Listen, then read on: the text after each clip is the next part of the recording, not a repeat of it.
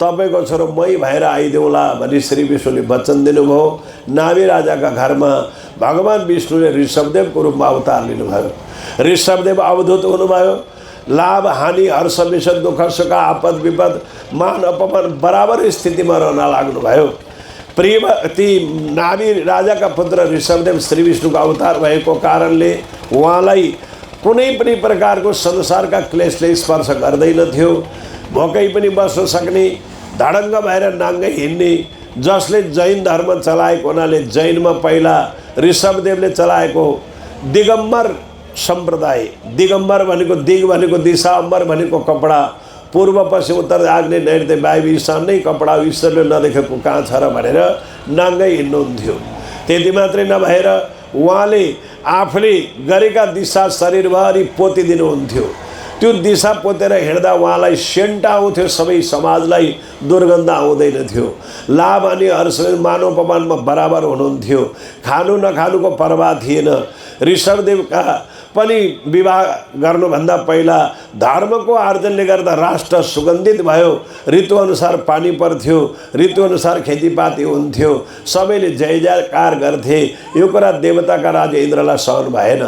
इन्द्रले आफ्ना दूतहरूलाई भने ऋषभदेवको राज्यमा पानी पार्न बन्द गर, खडेरी परोस्, खेती नहोस्, सबै प्राणीहरू भोकभोकै मरुन्, अनि राजा अपराधी पापी रहेछ भनेर राजालाई खूब निन्दा गरून्, अनि हाम्रो पुकार गरून्, हामी पानी पारौँला, अनि हाम्रो देवताको महान सम्मान पूजा पुरा हुन्छ भनेर इन्द्रले ऋषभदेवको राज्यमा पानी पार्न बन्द गरे।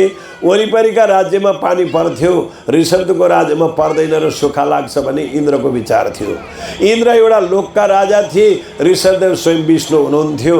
तर विष्णु भगवानको शक्तिको अगाडि इन्द्रको के लाग्थ्यो र ऋषभदेवले आफ्नै तपस्याको शक्तिले आफ्नो राज्यभरि ऋतुअनुसारको सबै खेतीपाती पनि गराउने, पानी पनि पार्ने, यावत कुरा ऋषभदेवको राज्यमा झन् राम्रो भएको देखेर इन्द्र डराए। अब मैले रोकेर नरोकिने रहेछ, अब त साँच्चै ऋषभदेवले स्वर्गको राज्य पनि खोज्न सक्छन्। त्यसकारण हे मेरा दूत हो, तिमीहरू गएर मेरी छोरी जयन्ती ऋषभदेवलाई दिएर ज्वाइँ बनाउनु पर्यो। ऋषभदेवलाई ज्वाइँ बनाए ससुराको राज्य पक्कै जोगिन्छ भनेर इन्द्रले आफ्नी छोरी जयन्तीलाई ऋषभदेवसँग विवाह गर्न पठाए। अनि त्यो स्वीकार गरिदिनु भयो ऋषभदेवले। जयन्तीसँग विवाह भयो। तिनी जयन्तीसँग भोलेर राजा ऋषभदेवका पनि 100 भाइ छोरा भए। 100 भाइ छोरामा 81 भाइ वेद पढेर उपाध्याय भए। क्षेत्रीका छोरा उपाध्याय कसरी भन्दा वेदको ऋचा अध्यापन गराउने व्यक्तिलाई उपाध्यायको डिग्री लाग्छ। केवल वशिष्ठ पनि विद्याका उपाध्याय, व्यास पनि विद्याका उपाध्याय, सुतजी पनि विद्याका उपाध्याय हुन्। अनि उपाध्याय डिग्री हो, वर्ण चाहिँ ब्राह्मण क्षेत्री वैश्य शूद्र वर्ण हो। उपाध्याय चाहिँ डिग्री हो। पहिला पहिला स्कुलमा पढाउने हेड सरलाई प्रधानाध्यापक भनिन्थ्यो, अरूलाई अध्यापक भनिन्थ्यो। त्यही परम्पराले गर्दा मनुस्मृतिको 2 अध्यायमा वेदको ऋचा पढाउनेलाई उपाध्यायको डिग्री लाग्ने कुरा मनुस्मृतिमा लेखेको छ। र यसरी 81 भाइ वेद पढेर उपाध्याय बने। बाँकी 19 भाइ रहे। 19 भाइमा 9 भाइ नवनाथ भए, 9 भाइ नवयोगेश्वर भए।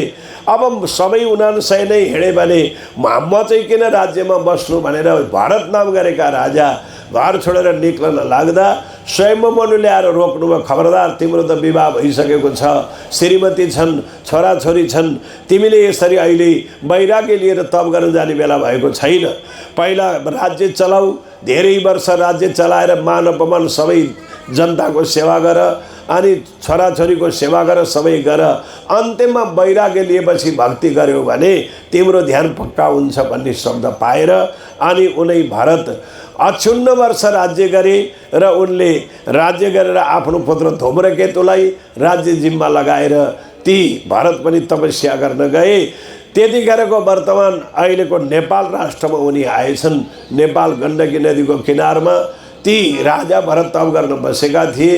एउटा जङ्गलको सिंहले गर्भिणी मृगिनीलाई देखेर मार्न भनेर खेद्न थाल्यो। मृगिनी भाग्दै आउँदा यता राजा भरतलाई देखेर मृगको सातो गयो। मानिसले पनि मृग मार्छ, बाघले पनि मृग मार्छ। मृगको लागि मानिस पनि बाघै बराबरको हो। आत्तिएर नदीमा जब खायो त्यो मृगिनीले, त्यहाँबाट पेटमा भएको बच्चो प्रसव भयो। त्यो मृग हल्का भएर भाग्यो। राजा भरतले मृगको पाठो देखे। त्यो पाठोलाई धोइ पखाली गरेर ल्याएर दुबाको रस कुटेर खुवाएर कोखिलामा सुताएर प्यार गर्न थाले। राजा त्यो बच्चो अत्यन्त प्यार गर्न थालेर आसक्त भए। मृगको पनि कोही थिएन, मृग पनि राजासँग आसक्त भइदियो र जता राजा गयो त्यतै जान्थ्यो, सँगै खेल्थ्यो। मृगको पाठोमा आसक्त भएका राजाले पाठ पूजा पनि समयमा गर्न सक्दैनथे। पल पल मृगको पाठोको याद आउँदथ्यो। एक दिन मृग उनी बगैँचामा फुल्टेम्न गएको बेलामा अघि पछि गर्दै कुद्दै थियो। अलि पर गएपछि ठुलो मृगको झुण्ड त्यो मृगको पाठोले देख्यो। आफ्नो स्मरण सम्झेर त्यो मृगको पाठो मृगको झुण्डमा गयो। अनि राजाले देखे, पुत्र राजकुमार ती त जङ्गली मृग हुन्, तिमीलाई हानिदिन्छन्, त्यता नजाऊ भनेर राजासँगै जाँदा राजालाई देखेर जङ्गली मृग बेजोडले भागे। राजाले पाले मृग पनि मृगसँगै हरायो। दिनभरि राजाले खोजे, साँझ पर्यो, फर्केर कुटीमा आए।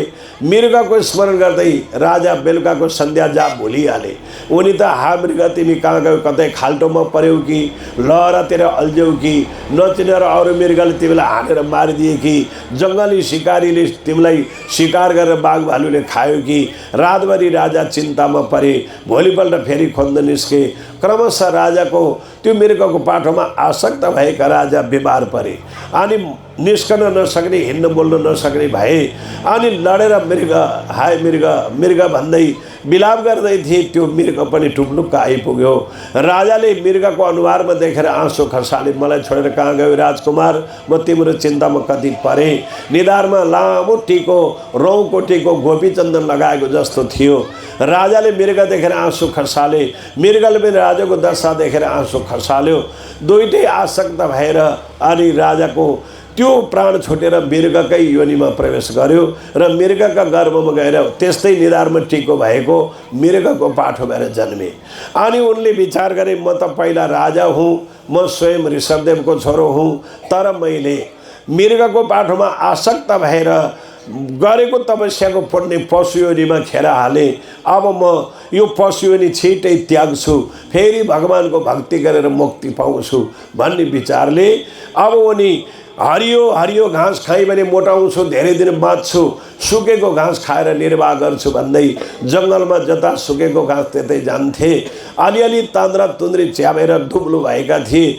काठ घोटिएर जङ्गलमा डढेलो लाग्यो। अरू जीव सबै भागे। मृगले सोच्यो, यही आगो मेरा लागि अत्यन्त राम्रो शुभ साहित्यको प्रसङ्ग पर्यो। यही डढेलोमा फालान्छु र देह त्याग्छु, अनि ब्राह्मणको कुलमा जन्म लिन्छु, फेरि भगवानको भक्ति गर्छु, अनि आत्माको कल्याण गर्छु भन्ने विचार पशु योनिमा पनि पूर्व गरेको भक्तिको प्रतापले बुद्धि विचार आयो। डढेलामा हाम फाले। आगोले एकछिनमा डढेर छटपटिँदै मृगको योनिबाट उनको प्राण निक्ल्यो। अंगिरस गोत्र ब्राह्मणका कुलमा उनको जन्म भयो। ती ब्राह्मणका धेरै भाइ छोराहरू थिए, कान्छो छोरो भएर जन्मे। यतापट्टि ऋषभदेव जस्तै अवधूत भइदिए। खा भने खान्थे, नखा भने खाँदैनथे। बिल्कुल सोझो लाटो जस्तो भए। पिताले विचार गर्नुभयो, एउटा छोरो पनि यस्तो अवधूत भयो, यसलाई बरु दाजुहरू त पढे लेखेका छन्, कर्मकाण्ड गर्छन्, केही न केही उपायले जीवन पाल्छन्, यसलाई कसले पाल्छ? चाँडै व्रतबन्ध गरिदिनु पर्यो। गायत्री मन्त्र सिकाएर वेद पढ्न लगाए। पाती पढेर त जीविका चलाउँछ भनेर पिताजीले व्रतबन्ध गरिदिनु भयो। गायत्री सुनाउन लाग्दा भारतले विचार गरे, मेरो पिता कर्मकाण्ड गर्ने, दाजुहरूलाई त्यही काममा लगाएको छ, यो त बिल्कुल आत्माका लागि बाधक हो। कर्मणा बध्यते जन्तु कर्मेण विलीयते तस्मात् कर्म नकुर्वन्ति यतया पारदर्शना। यो कर्मको बन्धनबाट कहिले फुत्कन सकिँदैन। म त यो कर्म बन्धनमा लाग्दिनँ, बाउले सिकाए गायत्री घोक्दिनँ, मलाई त ईश्वरको तत्त्वज्ञानको खोजी छ भन्ने जानेर उल्टो उल्टो भन्न थाल्दा बाउ रिसाए। हे बदमास, त जडै रहेछस्। भारत खुब खुसी भएर हाँसे। पिताजी, यो तपाईँको छोराको सही नाम आज मिल्यो। आजसम्म यो शरीरमा चेत छ तपाईँको छोरो, कोही व्यक्ति नाम रहन्छ।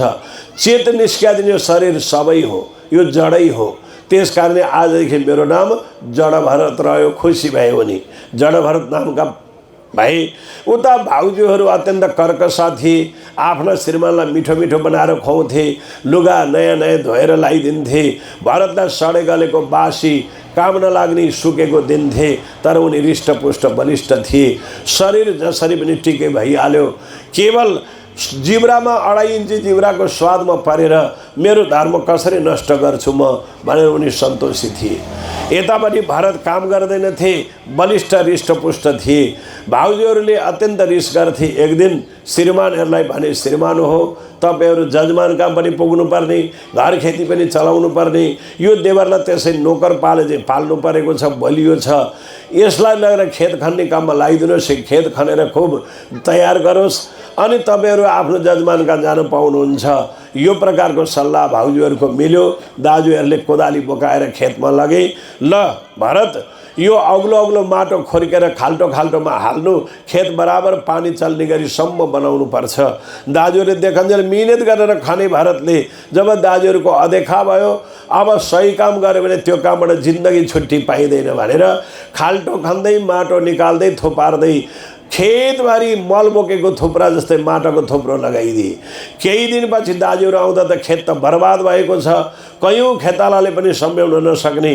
के गरेको तैँले भन्दा हजुरले खन भन्नुभयो, खने भनिदिनु भयो। थाहा भइ गरेको, किनभने बिगार्नेलाई सधैँ त्यही काम कसैले दिँदैन।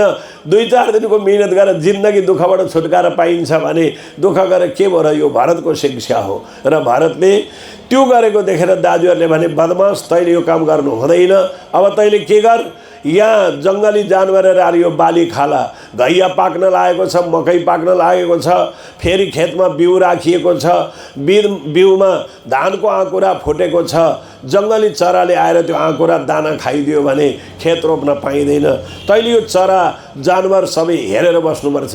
हुन्छ दाजु, म हेर्छु। उनीहरू काममा जान्थे। उनी पाल्ने ईश्वरको काम, विष्णुको काम, रोक्ने मेरो के काम। आओ जङ्गलका पशुहरू खाओ मेरो बाली, घैया खाओ, मकै खाओ, सब चराउँथे। त्यही बिचमा एउटा वृषलपतिले नयाँ कुलो नहर खनेको थियो, खेतमा पानी लाउन बाँध बाँधेर आयो, बेलुका कुलो लड्दो रहेछ। भोलिपल्ट फेरि बाँधेर आयो, बेलुका लड्दो रहेछ। ज्योतिषीलाई हेराउँदा भद्रकालीको मन्दिरमा नरबली भोग दियो भने यो कुलो स्थायी हुन्छ भनिदिएछन् ज्योतिषहरूले।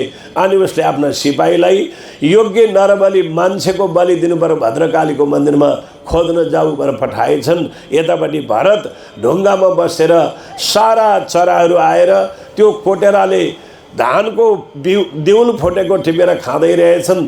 भरत त उभिएर नाच्दा रहेछन्।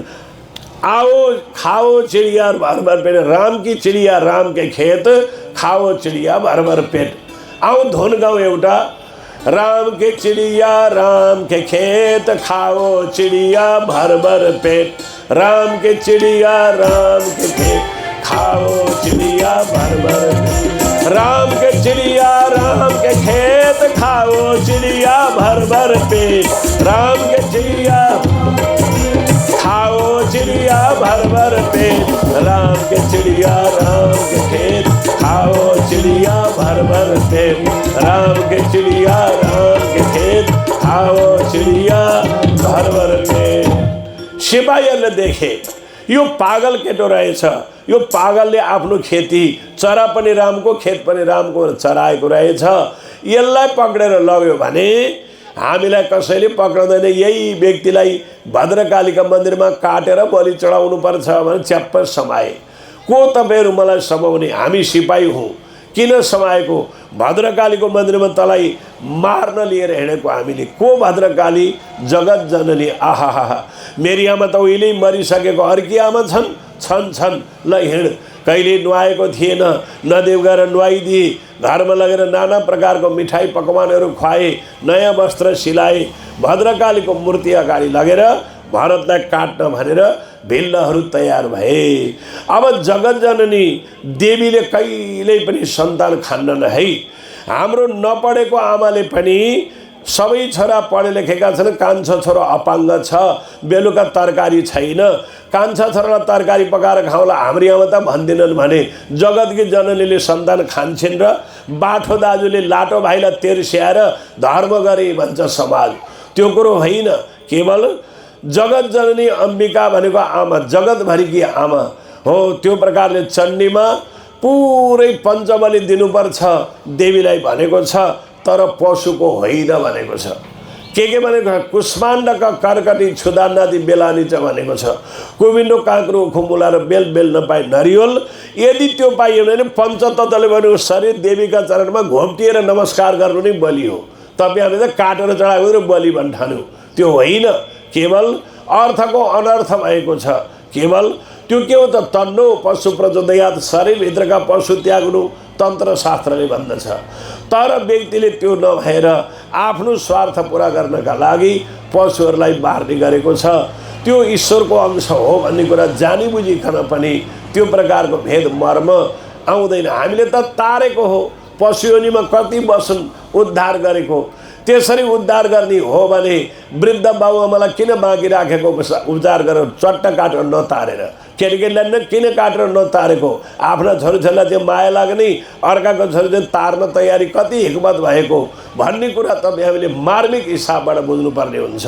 केवल त्यो प्रकारको मर्म बिल्कुल सबैले बुझेको हुँदैन। तर धातुको मूर्ति भद्रकाली थिइन्। जब अगाडि ल्याएर भरतलाई काट्न तयार भए, दैविक शक्ति त्यसै मूर्तिमा शक्ति प्रवेश भएर भगवती माता मूर्तिमै प्रकट हुनुभयो र मूर्तिमै प्रकट भएर ती वध गर्न लागेका सबैलाई नष्ट गरेर भरतका अगाडि नाच्न थाल्नुभयो। त्यही कारणले चण्डीमा या देवी सर्वभूतेषु मातृरूपेण संस्थितः, भक्तिरूपेण संस्थितः, आत्मरूपेण संस्थितः, नमस्तस्यै नमस्तस्यै नमस्तस्यै नमो नमः भनेको छ। ती कुराहरूको मर्म सबैले बुझेको हुँदैन। त्यही चण्डी पढेर पनि चण्डी जगत जननी आमालाई आफ्नो उनकै सन्तान दिएर धर्म गरेको भन्ने परम्परा यो आफ्नै बुद्धिको प्रसङ्गलाई अगाडि बढाएर व्यक्तिले यो कार्य चलाइराखेको छ। आफूले खानु अलग कुरा हो, रोग लागेपछि छोड्लान्, डक्टरले बनाइ गरी छोड्लान्। तर जगत देवी देवताको बाहना गरेर, कुल देवताको बाहना गरेर पशु चढाउनु धर्मशास्त्रको नीति होइन। अहिलेसम्म हामीले कति शास्त्र हेरिसक्यौँ, कुल देवतालाई पशु चढाउने विधान कुनै शास्त्रमा लेखेको छैन। व्यक्तिको परम्परा रूढिवादी चलेको छ। देवी देवतालाई पशु चढाउने कुनै विधान छैन। तर पशु वृत्तिलाई त्याग्ने विधान सबैतिर छ। ती कुराहरूको मर्म जगत जननी देवीले किन मान्नुहुन्थ्यो, प्रकट भएर नाच्न लाग्नुभयो। यतापट्टि त्यही बिचमा सिन्धनस राजा रौगण कपिलदेव भगवानको आश्रममा ज्ञान सिक्न भनेर 4 जना व्यक्तिलाई डोलीमा आफू चढेर डोली बोकाएर लिएर जाँदै थिए जङ्गलमा। देवीबाट छुटकारा पाएका जडाभरत जङ्गलमा घुम्दै थिए। राजा रौगणलाई एउटा डोली बोक्ने व्यक्ति बिमार भएर बोक्न सकेन। महाराज, मैले डोली हजुरको थाम्न सकिनँ, मलाई बिदा दिनुहोस्। जङ्गलमा आएर बिदा माग्न पाउँदैनस्, मलाई मरे पनि मर, तर मलाई ठेगानमा कपिलदेवको आश्रममा पुर्याएर मर। महाराज, मेरो केही लागेन, सकिनँ। साथीहरूलाई गुहार्यो। साथीहरूले पनि महाराज हजुर एकछिन थकाइ मार्नुहोस्, हामी अर्को डोली बोक्ने व्यक्ति खोजेर आउँछौँ। एकजना त्यहाँ राजालाई कोर्न र बिमारी कोर्न बसे। 2 जना डोली बोक्ने व्यक्ति खोज्न जाँदा जडाभरतलाई भेट्टाए, च्याप्प समाए। फेरि अर्कोले समायो। किन भन्दा हाम्रा देशका राजा कपिलदेव भगवानको आश्रममा ज्ञान सिक्न जाँदैछन्, उनको डोली बोक्ने बिमारी एउटा बिमार भयो, तैँले गएर त्यो डोली बोक्नु पऱ्यो। को राजा? रौगण। कहाँ हिँडेका ज्ञान सिक्न? राजाको हातगोडा छैन? छ। राजालाई भैँमै हिँडाउनु हुँदैन नि, बोकेर लगेको। हिँडेका चाहिँ कहाँ भन्दा ज्ञान सिक्न। ज्ञान सिक्न हिँडे, अर्का काँधा चढेर अर्कालाई बोकाएर, त्यो त अज्ञानी पो रहेछन्। ल म जान्छु डोली बोक्न। भरत आए र त्यो काँधमा राजा रौगणको डोली थामे।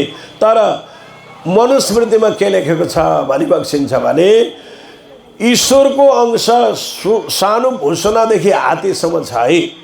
हामी सानो बच्चामा 12 खरी पढ्दा सुरमुनिदेखि भुसुनासम्म छौ प्रभु सभाका घटमा टम्म, प्रभुका लेखा प्राणी मात्र पुत्र बराबर करुणा पात्र भन्थ्यौँ। तर गीता 18 अध्यायले पनि सम्पूर्ण प्रकारका प्राणीमा ईश्वरको आत्मा छ भनेको छ। ईश्वर सर्वभूतानां हृदय शरीर तिष्ठति। फेरि भागवत 11 स्कन्धमा पनि पशुहरूलाई मार्नु हुँदैन, प्यार गर्नुपर्छ। पशु रालवनम न हिंसा भनेको छ। पशुहरू प्रेम गर्ने चिज हो, हिंसा गर्ने चिज होइन। तर त्यो कुरो मनुस्मृतिको कुरा राजा रौगनलाई अगाडि थाहा थिएन। जडभरतले काँधमा पाल्की बोकेर जमिनका किरा कमिलालाई छलेर हिँड्न थाले। पाल्की हल्ल्यो। किन हल्लाएको? हामीले होइन महाराज, यो नयाँ डोली बोक्ने व्यक्ति हिँड्न जान्दो रहेछ, यसले गर्दा हाम्रो पनि काँध भोटिसक्यो। अलि पर लामो ताँदो कमिलाको तातो देखेर बेजोडले फड्केर जडभरत अगाडि बढ्नुभयो। त्यो माथि पाल्कीमै टाउको ठोकिएर राजा मुर्छा परे। अनि यो मलाई बोकेर हिँड्ने लाज नभएको यो जिउँदो मुर्दा कुन चाहिँ हो? हामीले होइन महाराज, यो नयाँ व्यक्तिले हो, यो दुब्लो रहेछ, सुसुपाल, कसरी लान सक्छ भने व्यङ्ग्य शब्द राजाले भने। महाराज, दुब्लो हुनु, मोटो हुनु, अग्लो हुनु, होचो हुनु शरीरको धर्म हो। आत्मधर्म तपाईँ जस्ता मूर्खले बुझेको हुँदैन। अनि तपाईँले मलाई एउटा साधारण व्यक्ति सम्झेको छ। यो त सबै ईश्वरको सबै परिवार हो। राजाले वेदको लौरो झिकेर बेजोडले पिट्न थाले। चरचर रगत फुट्यो शरीरबाट, चोटै चोट भयो। भरत खिदका छोडेर हाँसे। त हाँस्ने को होस् महाराज, तपाईँले पिटेको शरीरलाई हो। शरीर त एउटा आत्मा बस्ने भाँडो हो। आत्मा नैनम छिन्नन्ति शस्त्राणि नैनम दहति पावक न चैनम क्लैदिन्ति आफ्नो सोसेति मारुत। आत्मालाई हतियारले काट्दैन, आगाले डढाउँदैन, पानीले गलाउँदैन, हावाले सुकाउँदैन, आत्मा जन्मदा आत्मा मर्दैन। अनि तपाईँले मैले पिटी धोका दिएँ मेरो शरीरलाई पिटेको पिट्नुहोस्, तर मेरो आत्मालाई तपाईँको छाडीले केही काम गर्दैन। तपाईँ जस्ता मूर्खलाई नै म यो आत्मज्ञानको महिमा जानेर म बताउन चाहन्छु। यसले त आत्मज्ञानको कुरा गर्यो। पाल्की भैँमा ओह्रालेपछि अब त्यहाँ राजा रौगनलाई जडभरतले खगोल भूगोलको वर्णन, लोकालोको वर्णनदेखि लिएर अक्षर ब्रह्मको लोकसम्मको कुरा राजा रौगनलाई जडभरतले सुनाएको छ। तर आज म हजुरहरूलाई उल्टो कथा सुनाउँदैछु। यो पृथ्वीबाट लोकालको वर्णन गर्दै अक्षर ब्रह्मसम्म कुरा जडभरतले रौगनलाई सुनाएका थिए भने अब म चाहिँ हजुरहरूलाई गर्भोदक समुद्रदेखिको कथा सुनाउँदैछु। अहिले सबभन्दा तल पञ्चम स्कन्द भागवतमा गर्भोदक समुद्र सबभन्दा सतहमा, अनि स्वर्णाण्डको कल्पनाको स्वर्णाण्डको पानीमा नारायणको अहङ्कारको स्वरूप कछुवा बसेको। त्यो कछुवाको पिठौमा शेषनाग सुतेका। ती शेषनाग 1000 शिर भएका, 20,000 योजन फराकिलो, 10,000 योजन उच्चो। अनि ती शेषनागको आसनमा चतुर्बाहु नारायण सुत्नु भएको। अनि त्यसको दक्षिण दिशामा रसातल आदि गरिएका नर्क कुण्डहरू। भागवतमा 84 नर्क कुण्डको बयान छ। ब्रह्मवैवर्त पुराणमा 86 नर्क कुण्डको बयान छ। पद्म पुराणमा 143वटा नर्क कुण्डको बयान छ। त्यो नर्क कस्तो हो, त्यो कस्तो छ भन्नलाई हाम्रो कोही मृतक भएको बेलामा गरुड पुराण सुनाउने परम्परा छ। त्यो गरुड पुराणमा के लेखेको छ भने नर्क भनेको पृथ्वीबाट दक्षिण दिशामा पर्छ, 79,000 योजन कोष टाढा पर्छ। बीचमा बैतरणी नदी पर्छ। त्यो बैतरणी नदी कस्तो छ? एकदम तातो छ, भगभग उम्लेको तातो, पिप र रगतले बनेको छ। हाडै हाडको बगर छ। गाईको बाछाको पुच्छर समाएर बैतरणी गऱ्यो भने बाछाले त्यो व्यक्तिलाई तानेर पारिपट्टि लगिदिन्छ। यदि बैतरणी नगरेमा त्यही तातो नदीबाट दूतले लछार पछार गर्दै जान्छन्। अत्यन्त पीडादायक रूपले त्यो प्रेत अगाडि बढ्छ। अनि त्यो प्रकारको बैतरणी गर्न खोज्छन्। तर त्यो कुरा तात्पर्य अर्थ अलग्गै छ। यो शरीरै बैतरणी हो। पहिला आमाको रज बाउको बीज मिलेर यो शरीर बनेको छ। हाडै हाडको बगर बनेको शरीरमा 206वटा टुक्रा हड्डी बनेको छ।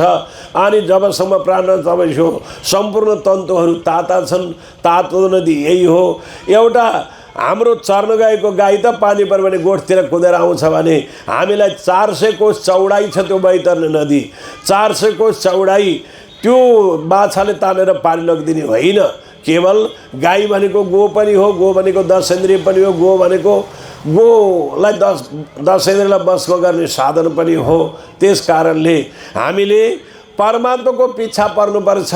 अनि बैतरणी तरेर स्वर्ग जाने होइन, नर्क जाने। नर्क जानलाई बल गर्नु पर्दैन। विराटनगरमा प्लेन चढेर गए पनि, पजेरो चढेर गए पनि, नाइट चढेर गए पनि काठमाडौँ त जेलै भोग्ने हो। जेल भोग्नलाई एकछिनको सुविधा किन चाहियो? नर्क जानलाई पुछार किन समाउनु पर्यो? परमात्माको पिछा पर त दिव्य धामै पुगिन्छ नि। केवल नर्क जान पुछार खोजिकन समाउनु पर्ने होइन। केवल सबैजना नर्क जाँदैनन्, त्यसको पनि विधान छ शास्त्रमा। हो त्यो प्रकारको भेदले अब धर्मराजको दरबारको बाहिरपट्टि 7वटा कम्पाउन्ड लागेको छ। त्यसमा हतियारहरू सजाएका छन्। कतै हाम्रो पनि कतै ठुल्ठुला घरहरूमा सिसाको किला काँटाहरूको घेरा लगाएको हुन्छ। त्यस्तै धर्मराजको दरबारको बाहिरपट्टि 7वटा कम्पाउन्ड छन्। त्यसमा धर्मराज दरबार 4000 कोस फराकिलो दरबार छ। 4000 कोस फराको दरबारमा 4वटा ढोका छन्। जसले जीवनभरि मातापिताको सेवा गर्छ उसलाई पूर्व ढोकाबाट भित्र प्रवेश गराउँछन्। जसले जीवनभरि तीर्थ र व्रतमा निष्ठा राख्छ उसलाई पश्चिम ढोकाबाट प्रवेश गराउँछन्। जसले मारण उच्चाटन वशीकरण कसाईको काम गर्छ उसलाई दक्षिण ढोकाबाट भित्र प्रवेश गराउँछन्। जसले देवी देवताको पूजा गर्छ, यज्ञ ज्ञादि गर्छ, पितृ श्राद्ध गर्छ, तर्पण गर्छ, दान गर्छ उसलाई उत्तर ढोकाबाट प्रवेश गराउँछन्। र केवल त्यो शरीरलाई यहाँ दिएको पिण्डबाट उसको शरीर बन्नु सुरु गर्छ। त्यो शरीर किन बनाएको भन्दा श्री विष्णु भन्नुहुन्छ देह त्यक्त्वा पुनर्लब्धा यातना देहमेव छ। यो देह त्यागी यातना भोगाउने देह बनाइन्छ। त्यो देह कस्तो बनाइन्छ? 5 प्राण मनोबुद्धि 10 इन्द्रिय समन्वित 5 प्राण मनोबुद्धिले युक्त भएको 17 तत्त्वको देह बनाइन्छ। त्यो देह मर्दैन। कहिले जिब्रामा नथिहालेर 80 पत्रको वनमा लान बालुवामा घिच्याउँछन्। तातो बालुवामा पानी पानी भन्यो भने फलाम पगालेर प्याइदिन्छन् भनेको छ। कहिले 80 पत्रको वनमा काँडामा लगेर रेड्दछन्। कहिले हात गोडा सबै बाँधेर मुगदलले ठोकेर त्यसलाई धुलो चकनाचुर बनाउँछन्। फेरि त्यसलाई कानबाट तातो फलामको सुइरा रोप्छन्। जिब्रामा नथिहालेर घिच्याउँछन्। गोद्दाद्वारा तातो फलामको सुइरा रोप्छन्। उदोमुन्डो पारेर झन्डाएर काँडा भएको रुखमा यसरी स्वम स्वम शरीर रोपाउँछन्। त्यति पर्दा नि चित्त नपरेर शरीर उल्टो पारेर छाला निकाल्छन्, नुनचुक लगाउँछन्, अनि गएर कोलमा चटट्ट पेल्छन्। आएको धुलोलाई उम्लँदै गरेको तेलमा पकाउँछन् तैपनि मर्न पाइँदैन। यसरी 28वटा नर्ककुण्डको बयान सुनाउँदैमा राजा परीक्षितको सातो गयो। उनले भने सुखदेव महाराज सुन्न सकिनँ मैले। त्यो नर्कको बयान अब म सुन्न सक्दिनँ भनेर बन्द गरेको हुनाले 56वटा नर्कको बयान भएको त हुनै सकेन। ब्रह्मवेदमा 86 नर्ककुण्ड बयान भयो। केवल पद्मपुराणमा 143वटा नर्ककुण्डको बयान भयो। र सबभन्दा तल गर्भोदक समुद्र, त्यसभन्दा माथि नागको लोक, अनि कुह तक्षक र वासुकी नागका राजा, अनि गएर शेष भगवान, शेषको आश्रममा शेषाई नारायण, अनि गएर नर्ककुण्ड, त्यसभन्दा माथि कुहक तक्षक र वासुकी नागका राजाहरू, मणिको उज्यालो, त्यसमा सुतलोकमा राजा बलिको राज्य, त्यसभन्दा माथि मयासुर नाम गरेर दानवको राज्य, मायाको अत्यन्त चमत्कार जान्ने भएको शिवजीको परम भक्त, त्यसभन्दा माथि हाटकेश्वर नाम गरेको महादेवको मन्दिर, दानवले तप गर्दा शिवजी दर्शन दिन जाने, त्यसभन्दा माथि बलासुर दानवको राज्य, त्योभन्दा माथि तपाईँ हामी बसेको मर्त्यलोक। यसको नाम मर्त्यलोक किन भयो भन्दा यहाँ जन्मेको समय मर्नुपर्छ। जात स्मरण ध्रुवम ध्रुवम जन्म मृत सेज भनेको छ। जन्मेको मर्छ, मरेको जन्मिन्छ। यो संसार यो जन्म मरणको स्थान भएको हुनाले यो मर्त्यलोक। यसमा फाइदा के छ? 3.5 करोड तीर्थ, भगवानका सबै अवतार, वेद पुराण गीता भागवत ब्रह्मज्ञान यही धरतीमा आएको छ। र यसलाई भूस्वर्ग पनि भनिन्छ, धराधाम पनि भनिन्छ। र केवल यहाँबाट मरेर गएका कोही स्वर्ग जान्छन्, कोही वैकुण्ठ जान्छन्, कोही नारायणका जान्छन्, कोही नर्क जान्छन् भनेर व्यक्तिले भन्ने कल्पना गरेको छ। तर नर्क जाने सिद्धिमिति कसरी पत्याउँदैन। पापी दुष्ट दुष्कर्मी रहेछ भने पनि फलानाको स्वर्गवास भयो, स्वर्गको वास मिलोस् भनेर कामना गर्छन्। तर शास्त्र भन्छ स्वर्ग जाने र नर्क जानेको व्यक्तिको व्यवहारबाट छुट्टिन्छ। स्वर्गस्थितानां महिजीव लोके चत्वारि चिनानि बसन्ति देहे दाना प्रसङ्ग मधुरा च वाणी देवार्चन ब्राह्मण तर्पण भनेको छ। स्वर्ग जानेको लक्षण नुहाई धुवाई सुगर सफा रहने, सुकिला लुगा लगाउने, मिठो बोल्ने, देवताको पूजापाठ गर्ने, पितृको श्राद्ध गर्ने, यज्ञ ज्ञादि गर्ने व्यक्ति स्वर्ग जानेको लक्षण। नर्क जानेको लक्षण अत्यन्त कोप कटुका च वाणी दरिद्रता च स्वजन सुभैरम नीचा प्रसङ्ग कुलहीन सेवा चिनानी दे नर्कृतन। खूब रिसाउने, छुच्चा कुरा बोल्ने, भइकन दरिद्रता देखाउने, आफन्तमा वैरभाव राख्ने, नाना प्रकारको जाल साँचीका कुरा गरिरहने, अधर्मका साधना भएर अधोगति जाने नर्क जानेको लक्षण भनेको छ। त्यो प्रकारको पात्र आफैले छुट्याउन सकिन्छ। र यो पृथ्वीलोक यहाँबाट 10,000 योजन कोसमाथि पितृलोक पर्दछ। अब पितृ कसरी तर्छन् केही त मैले हिजो अस्ति अलिअलि सुनाएँ। आज सुन्नुहोस्, पितृलाई तार्ने उद्धार गर्ने कर्तव्य के हो? पितृको आशीर्वाद किन लिनुपर्छ? पितृ आशीर्वाद यदि प्राप्त भएन भने गृहस्थ जीवन सफल हुँदैन। जुगा उखेलेर बिन्ती हुँदैन, पाउसम्म तर बिन्ती भने चाहिँ पितृलाई दुखी बनाएर पितृको आशीर्वाद पाइँदैन। पितृ खुसी पार्नुपर्छ। पितृ खुसी पार्नका लागि पद्मपुराणमा लेखेअनुसार शाखा सन्तानले परमात्माको भक्ति गरेन भने पितृहरू कर्मबाट कहिले पार हुँदैनन्, कर्मबाट मुक्ति कहिले हुँदैन, शुद्ध मात्रै हुन्छन्। शुद्ध गराउने काम कर्मको हो, मोक्ष गराउने काम धर्मको हो। त्यसकारण तपाईँ हामीले त शुद्ध मात्रै गराउँछौँ, पठाउँदै बोलाउँदै गर्छौँ। पितृको ठेगाना लाउने काम पुराणले भनेअनुसारको गरेकै छैन कसैले। केवल 10,000 योजन कोषमाथि पितृलोक पर्दछ। पितृहरू किन रुन्छन् भने हाम्रा शाखा सन्तानले तर्पण पनि गर्छन्, पिण्ड पनि दिन्छन्, तर हामीलाई मोक्ष कहिले गराउँदैनन्। हामी कति दिन यो ओरदोरमा पर्ने भनेर रुँदा रहेछन्। पद्मपुराणमा यस्तो श्लोक छ, तावत भ्रमन्ति संसारे पितरः पिण्ड तत्परा यावत् कुले सुतो कृष्ण भक्ति